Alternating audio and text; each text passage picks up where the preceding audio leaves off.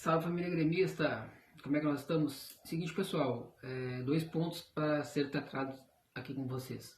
O primeiro é o que acontece com o Grêmio fora de casa, né? Por que a equipe não consegue, né, apresentar um futebol melhor jogando fora de casa, né? É um time que não tem repertório tático, é um time que se encontra defasado, é um time, infelizmente, sem rumo, né? Um time que precisa demais do seu treinador, e o Renato este ano ele infelizmente não conseguiu agregar em nada, nem na motivação, que é o forte dele, né? A gente nota isso nos jogadores, né? Sabe, jogadores sem brilho, os atletas do Grêmio, sabe, não tem aquela intensidade que a gente via, né? O Renato está preso àquele Renato de 2017, né? Que ele achava que tudo que ele fazia dava certo. Infelizmente esse ano nada deu certo, né? Mas o Grêmio fora de casa, né, ele apresenta muita dificuldade, né?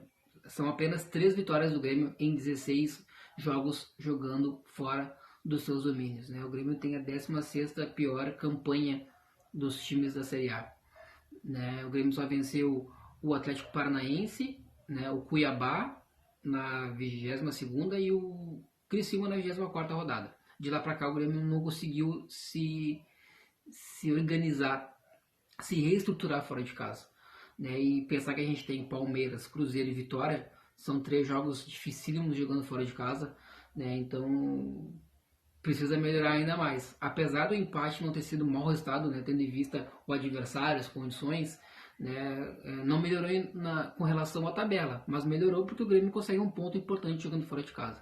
Mas esperamos que a equipe nesses últimos jogos consiga apresentar qualquer coisa minimamente aceitável, né? Então, o seu Renato tem que se puxar mais, o Renato tem que trabalhar mais e tentar dar uma cara melhor para essa equipe do Grêmio.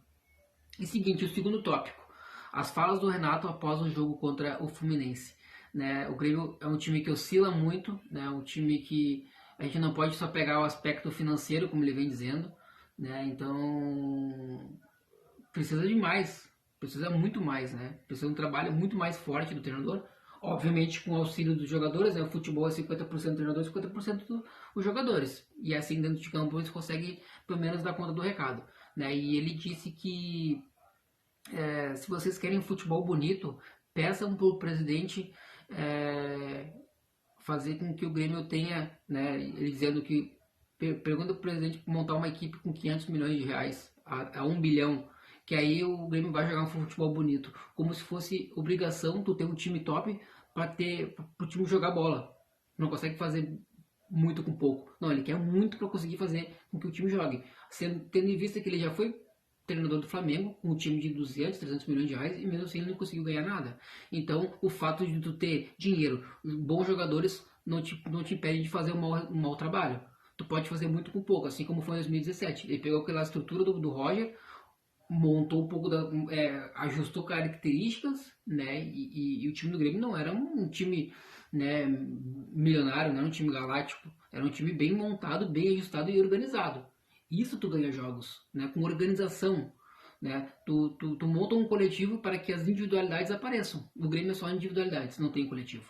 Né? Ele voltou a falar das enchentes de novo, né? E, enfim, ele se apega a essas coisas pequenas que acabam afetando o trabalho dele. Ele não consegue ver que ele erra. Ele não consegue, não, eu errei. Não, sempre aponta a enchente, aos jogadores, ao presidente, a arbitragem, nunca é o Renato. E isso está minando muito o grupo do Grêmio, né? E ele disse também que ano que vem vai ser o Campeonato Brasileiro, né, de duas partes, né? A SAF, os times da SAF vão brigar na parte de cima e quem não é SAF vai brigar na parte de baixo, né? Então eu acho que para que todo mundo acabe bem, o melhor seria a saída dele, não tem muito o que fazer, né? Jogar esses últimos jogos, deixar o Grêmio na Série A e aí o Grêmio procura um treinador para 2025, porque fica inviável a gente ter um cara que não consegue pelo menos debater sobre futebol. Ele fala de tudo, mas nunca fala de dentro de campo, montagem de time, né, escalação, organização tática, enfim, é isso, é o que temos para hoje, né? E é torcer, rezar para que tudo dê certo nesses próximos jogos, o Grêmio consiga se encaminhar